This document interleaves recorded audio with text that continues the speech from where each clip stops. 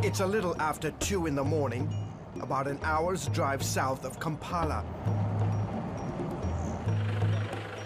CBN News has joined undercover detectives, armed police, and a pastor hunting for a witch doctor accused of kidnapping and killing children.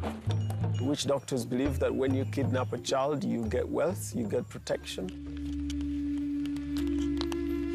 Pastor Peter Siwakiyanga leads the search. He runs Champesi Child Care Ministries, a Christian effort to stamp out child sacrifice in Uganda. He describes the witch doctor's brutal ritual. When they get the child, most times they cut the neck, they take the blood out, they cut the genitals or any body organs that the spirits want. In a sense, it involves the child dying. A few hours in, the trail for the killer goes cold. Pastor Peter says these gruesome crimes happen almost each month. And there are very few, actually, that survive. Most of them die. I had high hopes and dreams for Clive. Rachel Kasingu's 3-year-old son Clive disappeared June 2nd, 2015, while playing in the backyard of their home. It was around 10 in the morning when we noticed he was nowhere to be found. CBN News met Kasingu the day police told her what happened to her son. I've never even heard of child sacrifice. I didn't even know what the phrase meant.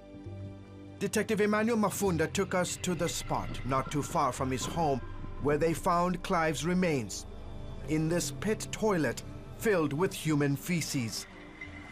Mafunda said the key suspect turned out to be Kasingu's neighbor, a wealthy businessman who allegedly hired 2 men to kidnap and mutilate Clive's body, believing the act would bring good luck to his new hotel project. Detective Mafundo said the suspect paid the equivalent of $1,400 for Clive's life. I found it so queer how someone, because of superstition, can be able to sacrifice a 3-year-old kid. Child sacrifice today in Uganda is such a serious and widespread problem that the government has even set up an anti-child sacrifice and human trafficking task force. Chief Investigator Moses Binoga says that in addition to decapitation, witch doctors often slice the child's tongue and mix it with herbs for special powers. The tongue is used to silence enemies. Mike Chibita is Uganda's top law enforcement official, the equivalent of America's Attorney General.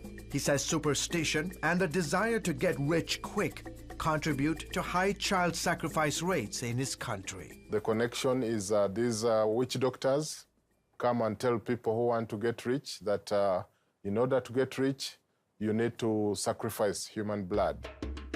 Best friends Kanani Nankunda, George Mukisa, and Alan Simbatia are fortunate to be alive, but bear the physical and emotional scars of their past.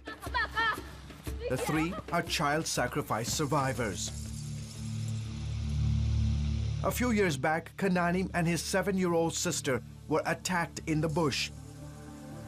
He has a 10-inch scar on the back of his neck where the witch doctor tried to drain his blood.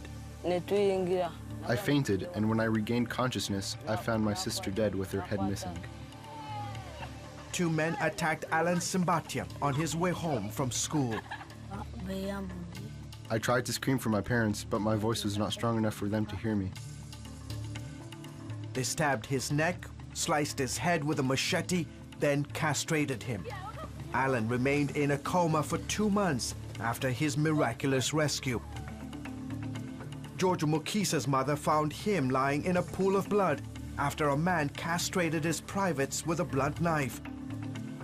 Doctors had to reconstruct his genitals with skin grafted from his forearm. The boys say they encourage each other to look past their physical challenges. God is helping us in many different ways. When we think about what happened to us, we just pray and ask God that this would never happen to anybody else. The 3 boys are now under Pastor Peter's care. Champisi Child Care Ministries is the only organization in the country providing long-term financial and medical care for survivors of child sacrifice. We want to see that the life of a child who has survived is supported, that they are socially able to stand and heal from the injuries, and that they can have a life after that. Rachel Kasigo says life without Clive will never be the same. Still, she has a message for the men who brutally murdered her 3-year-old son. Because of my faith in Jesus, I believe in second chances, and I would give it to them because there's nothing I can do to bring Clive back. My message to them is confess your sins and come to the Lord, because when you come to the Lord, He will forgive your sins. George Thomas, CBN News, Kampala, Uganda.